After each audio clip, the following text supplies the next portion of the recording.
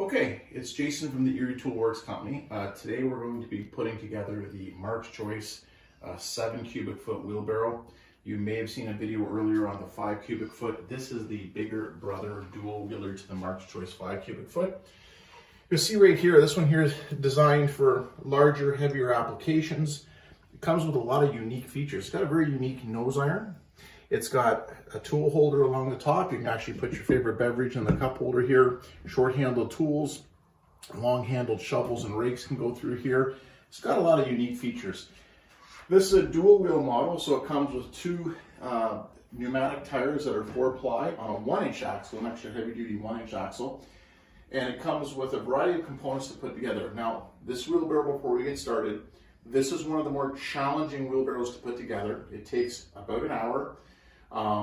This instructional video is going to take a lot of the stress away from this, but I would recommend when you go to assemble this wheelbarrow, if you have a friend that's close by that give you a hand, comes in very helpful.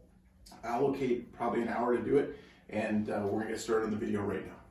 As you can see, this one comes with an instruction manual. It's not just a single page. It's got several steps on it. This is very helpful along the way. I think the two pictures of the back are going to help you the most when you get down to the point of putting it together. You can be able to look to see where everything goes, because sometimes the diagrams may not be as clear as you want it to be, but I'm going to go step by step. So we're going to start off with doing kind of the rear legs or the rear support that sits on the ground. Things you're going to look for is you're going to look for this part right here. This is your base. The base of your stick tools are going to go in here. You're going to have these pieces here. You're going to have one that's labeled R for right and one that's L for left. So just make sure this is the one that's on the right hand side when you're pushing the wheelbarrows like this. So this is just going to slide right in like that. You're going to line up the holes and you're going to put your bolts through there. Before you do that though,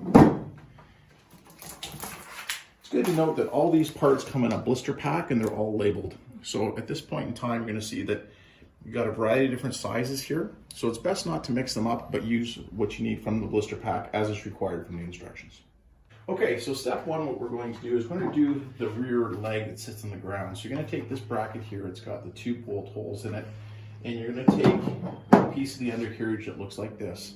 You'll see the 2 bolt holes here and it comes up. This one is labeled R for the right hand side, so if you're at the wheelbarrow and you're pushing it this way, it's going to go on this side here.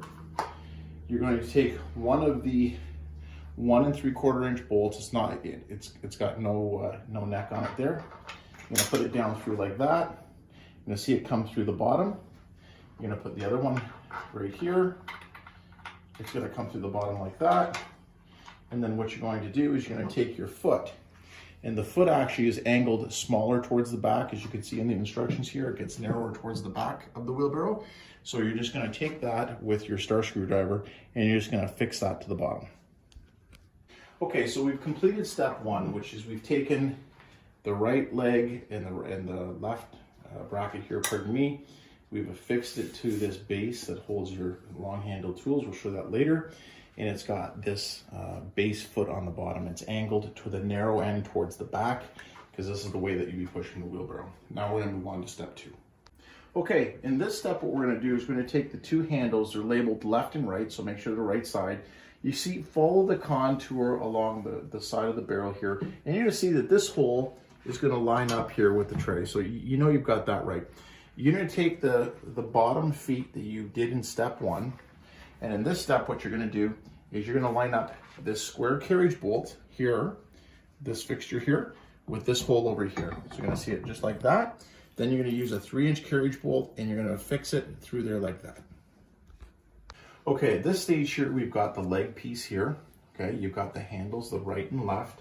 And you can see we've pinned the other side here. So we're gonna take this kind of J-shaped piece. Got to make sure this is going up towards the nose. And what we're going to do is we're gonna take this piece here and we're gonna put it in here so that these holes align in the handle. Just like that. And then what we're gonna do is we're gonna take the 3-inch carriage bolt, and we're going to put it in over here, so coming from the inside out.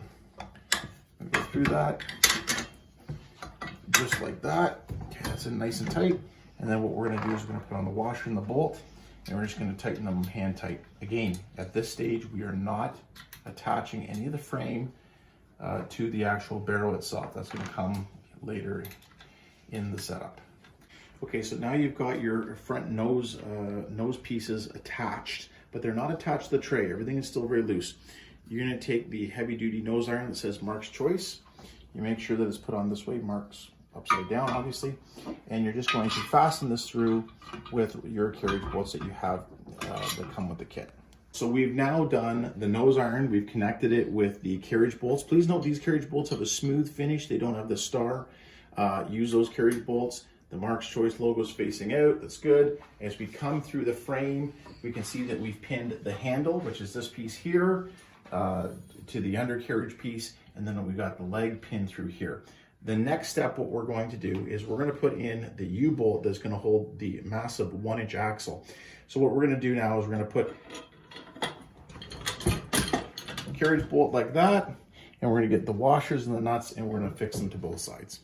All right, at this phase here, you can see we're starting to get the frame to come together. We've got the handles, we've got the front nose iron piece, we've attached that, we've got the rear leg stabilizer here that's ready to be used, and now we're going to take the massive 1-inch axle, and we're just going to open this up. You're going to pass it through here like that. Try and center it the best you can here. You're going to see that there's a space here for 2 cotter pins to hold the tire on this side, and there's about an equal distance on the other side, so that's an area here. You want to make sure you leave the space for that. So we're going to go now and place the tire as well as the cotter pins on. Okay, this stage we've put on our 1-inch axle. Haven't fastened it down tight yet. Just going to show you the procedure. You're going to take your large washer, put it on, and put the tire with the valve stem out. You're going to put this on, the last washer, and then this last step, you're going to take and put on this cotter pin like that. Just find the hole and push it through like that. At this stage, we've got the wheels on. We've flipped over the undercarriage of the wheelbarrow. This stage, what we're going to do is we're going to tighten up these nuts here, because once we lay it onto the tray, that's going to be next to impossible to do. Center spacing here, you're getting this adjusted correctly. It looks to be approximately 3.5 inches. So I've measured the distances here, and you're going to use your 1/2-inch socket. And you're just going to tighten these down. Okay, so now what we've done is we've tightened up our bolts in the nose iron. If you come with me, I'll show you. We've tightened up here the U-bolts. I've measured an equal distance from here to here on both sides to make sure that it's centered, which actually works out to be here. I'll just pull out the case to get it centered. It looks like it's about 3.5 inches, 3 5/8 maybe to be exact. I've snugged this up, but I haven't tightened it all the way. That'll be a final adjustment. I've done it to this and tightened these two on. So the wheels are on, this is snug, these are tight, these are tight, these are just need to be tightened up a bit. Now I'm going to take the tray and do a fitting. I'm going to drop it in from the top and just see how it sits here. And sure enough, I can kind of see the 4 holes. See the holes right there? They look like they line up well. So this now looks like it's a stage that we can start dropping the bolts in and fastening the tray to the frame. Okay, so now we're looking at fastening the tray to the undercarriage. I do recommend you start with a couple of them working it on the ground before tilting it over on the side, so it's kind of pinned in position. And again, these bolts are in, but they're not tight. So the 3 I'd recommend is 1 front one on the corner to get the orientation left and right correctly, and then 2 back here kind of squares it all up. So the next step, we're going to flip it over on the side, get the rest of the bolts through, then we can go through and tighten down the whole unit. So we have gone around here and snug them up. We haven't tightened them down completely because we're still trying to align all the holes here. Sometimes a helpful tool to line the holes might be a very narrow star screwdriver. Just stick it down through, line up the holes, and put the bolt in. That's a good little hint or recommendation. The final step, what we're going to do is we're going to take this cross brace here, and we're going to attach it through these 2 bolts right here and here, and just do a little bit of adjustment on that, and we'll get those tightened in right away. Okay, the last step is we've been through the bottom of the undercarriage. We've tightened up all the nuts and bolts. This is a stage where we highly recommend you have 2 people, 1 person with a star screwdriver on one side, a Phillips screwdriver, a large one. And now we're just putting in the handles. You can see we put in the handles here with a large washer. You got a large carriage bolt again. Just gonna put it in through there.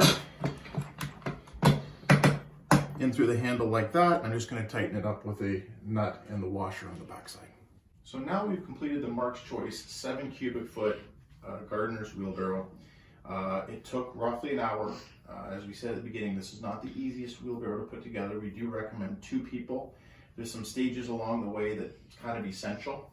The way to put this wheelbarrow together again is get the whole undercarriage together first, and you fasten it to the tray as the final step, and then snug everything down at the end, with the exception of the U-bolt there for the dual axle.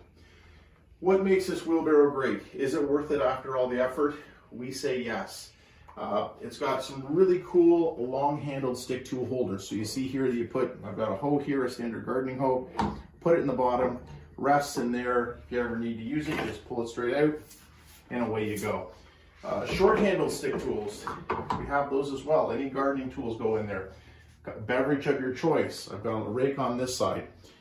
What makes this a great wheelbarrow as well? It's got a very deep tray, a very soft and pliable 7 cubic foot tray. So it can hold 4 bags of mulch, 5 bags of mulch heaping. Nice big nose on it. It does stand on the nose iron itself, and I'm going to show you that in an example in a second. Nice thing about this wheelbarrow, like the MC5 that we showed in the video before, the axle is further back than a traditional wheelbarrow. So where a traditional wheelbarrow would be right here near the front, you've got to lift and push. This is not that at all. This could be full with 250, 300 pounds. It's more of a tilt and push. So it's really easy on your back. So this is basically the bigger brother to the MC5 that you'll see in the home hardware lineup. So great little wheelbarrow. I'm going to show you one last trick before we go. I'm just going to take out all the garden tools. So this is really like having a couple extra set of hands. I'm going to take out these 2 stick tools here. Not like that. Not like that. Put the beverage over here. Last but not least, you want to go to store this. How do you store it? Well, it stores on itself. It just stores right on the nose iron. So you can put it in a garage just like that. Very stable this way. As you can see, I can give it a shove, push it around a little bit. It's not tipping over. It's quite safe. Highly recommend the product. If you have any questions about how to put it together, we do have an instruction manual, and we do find that these images here of the undercarriage do help the people putting this together, so please look at that. If you ever need to reach us, the best way to reach us by phone Monday to Friday, 9 o'clock in the morning to 4:30 in the afternoon Eastern. Phone number would be 1-866-316-3743. Press extension 1 for customer service. You can reach us 24 hours a day by email, service@etwcompany.com. Again, this product here is available through Home Hardware currently. It's a great gardener's wheelbarrow, a lot of variety, a lot of things you can do with it.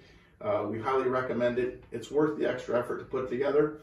Go to a local Home Hardware store today and pick this up.